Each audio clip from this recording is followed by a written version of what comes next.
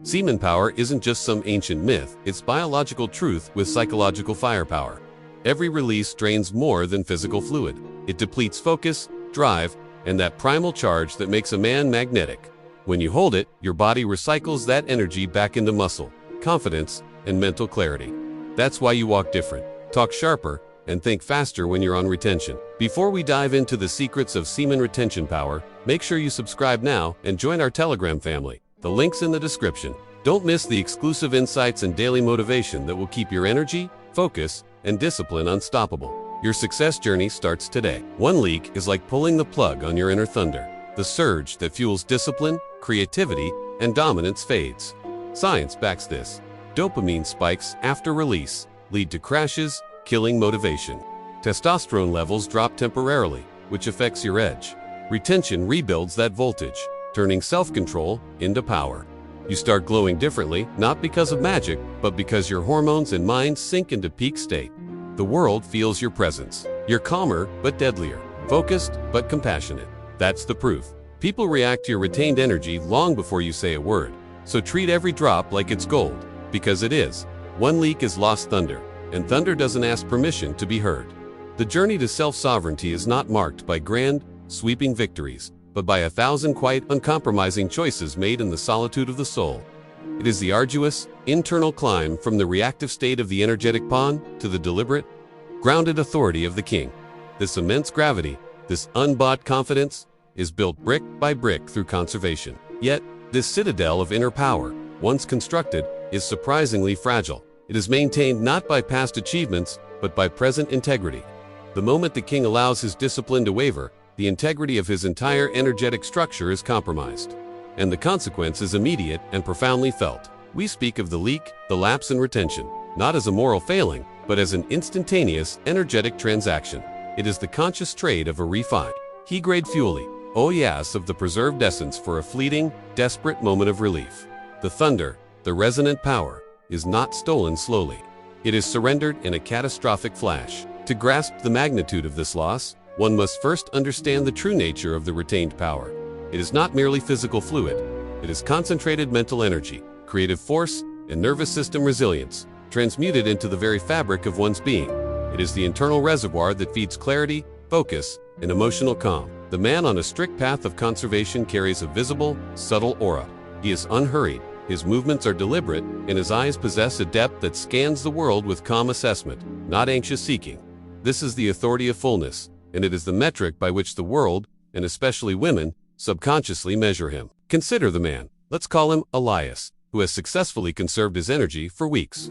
He walks into a high-stakes business meeting, scheduled to present a complex proposal.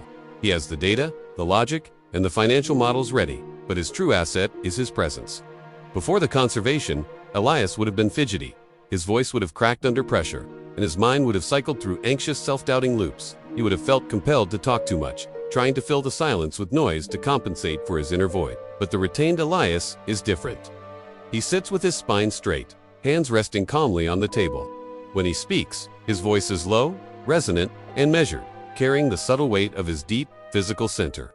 He can hold intense eye contact without blinking away, transmitting an honest signal of integrity and competence. His calm is so profound it acts as a gravitational center for the room. When he encounters a challenging question, he pauses not with hesitation, but with deliberation, allowing the silence to gather weight, demonstrating he is the master of his own pacing. This is the thunder of the king, unshakable stillness amidst chaos. Now imagine Elias suffers a lapse the night before the presentation. He falls prey to the urge, chasing that immediate dopamine spike. The next morning, he still has the proposal, the suit, and the logic, but the core has been compromised. The initial result is a subtle, yet devastating, energetic vacuum. The crisp clarity is replaced by a law-level fuzziness, the infamous brain fog. The energy that should be feeding his frontal lobe is now scattered, forcing him to rely solely on intellect, rather than inspired, integrated thinking. His calmness is replaced by a nervous, twitchy tension. He finds himself fidgeting with his pen. His movements are quicker, almost frantic, and he starts speaking faster, instinctively trying to rush through the tension he now feels bubbling beneath the surface. When the challenging question arises, he doesn't pause. He snaps a quick answer, defending rather than deliberating. He avoids the deep eye contact, not out of malice, but because his inner shame makes him feel exposed and energetically hollow. The aura of sovereignty has vanished. The room registers the difference immediately. They don't know why he seems less trustworthy, but the subtle, nonverbal signals have changed. The voice is shallower, the eyes are restless, and the stillness is gone. He has traded his commanding presence for a brittle performance. This is the irrefutable proof of the energy force. Its existence is proven by the instant consequences of its absence.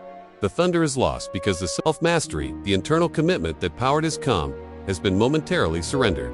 The surrender is not merely physical, it is a profound psychological relapse into the mode of the pawn. It confirms to the subconscious that, when push comes to shove, immediate pleasure wins over long-term power. The internal narrative of integrity is fractured. This fracturing is the reason behind the renewed anxiety and neediness.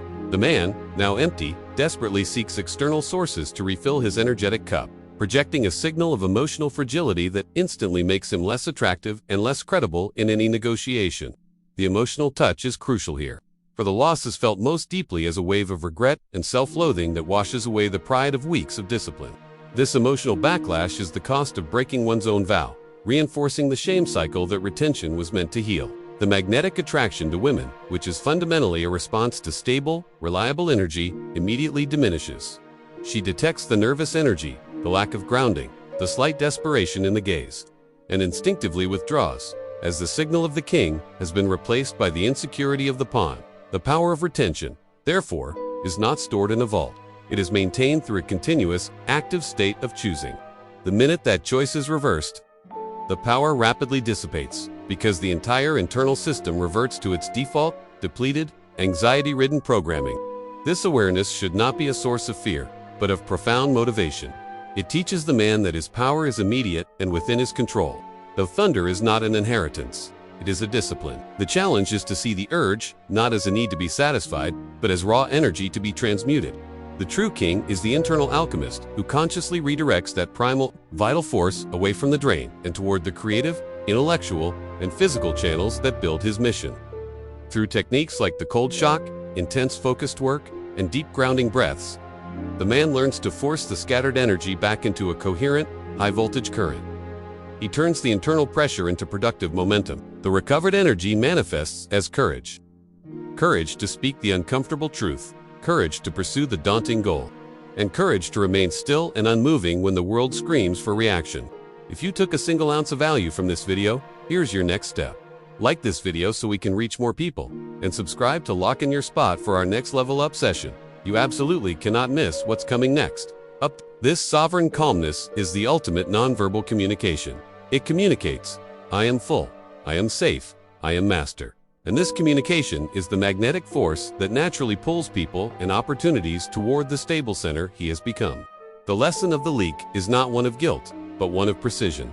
It demonstrates the acute, direct relationship between conservation and competence. It proves, without a shadow of a doubt, that the most potent currency he possesses is his own energetic integrity. Thus, the man striving for sovereignty must guard his essence as a general guards his command center. One surrender, one leak, can sabotage the entire campaign, leaving him exposed, drained, and stripped of the very aura that distinguished him. His only defense is relentless, compassionate self-mastery. He must forgive the past lapse, but never forget the cost. He must recommit daily to the internal vow, knowing that the quality of his outer life is simply a reflection of the quality of his inner discipline. The final, beautiful truth is that the thunder can always be reclaimed. The path of the king is always open, requiring only the conscious, humble decision to close the energetic drain and begin once more. The slow, deliberate work of internal conservation and refinement.